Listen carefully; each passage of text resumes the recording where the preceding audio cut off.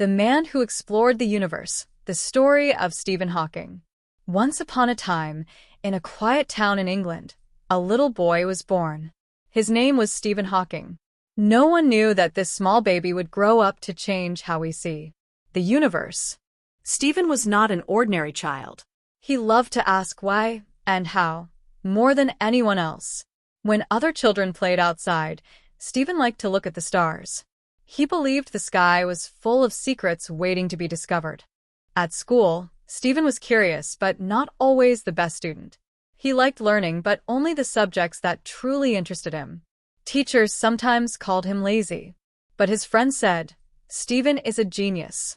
He just thinks differently." Stephen's father wanted him to study medicine, but Stephen was fascinated by mathematics and physics, the science of how the universe works. When he went to the University of Oxford, Stephen became one of the brightest students there. He loved science, laughter, and even riding small racing boats on the river. His life seemed full of possibilities. But then, something terrible happened. When Stephen was only 21 years old, doctors gave him shocking news. He had a disease called ALS, a condition that slowly makes the body stop working.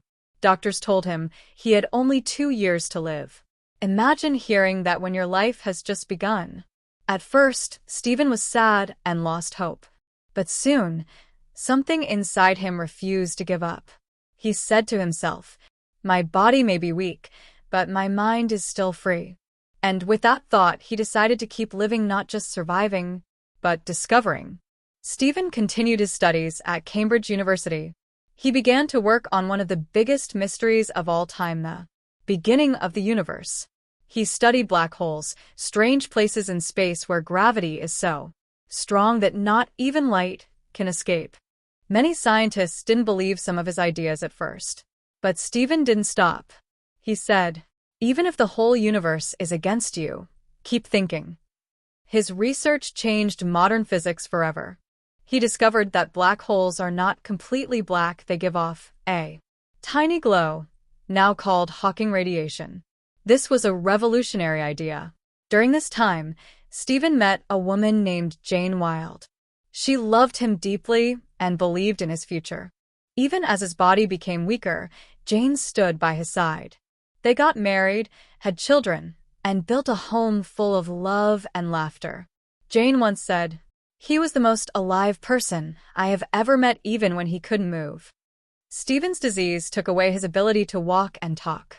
But technology gave him a voice, a computer that spoke his thoughts. With that voice, he shared his ideas with the entire world. In 1988, he wrote a book called A Brief History of Time.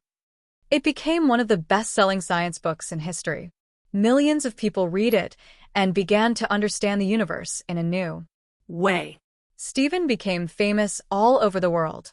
He met presidents, traveled to many countries, and inspired generations of scientists and dreamers.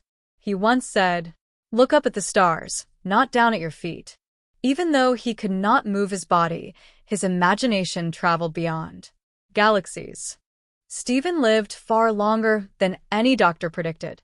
He lived for more than 50 years after his diagnosis. He showed that intelligence, humor, and hope are more powerful than any physical limit.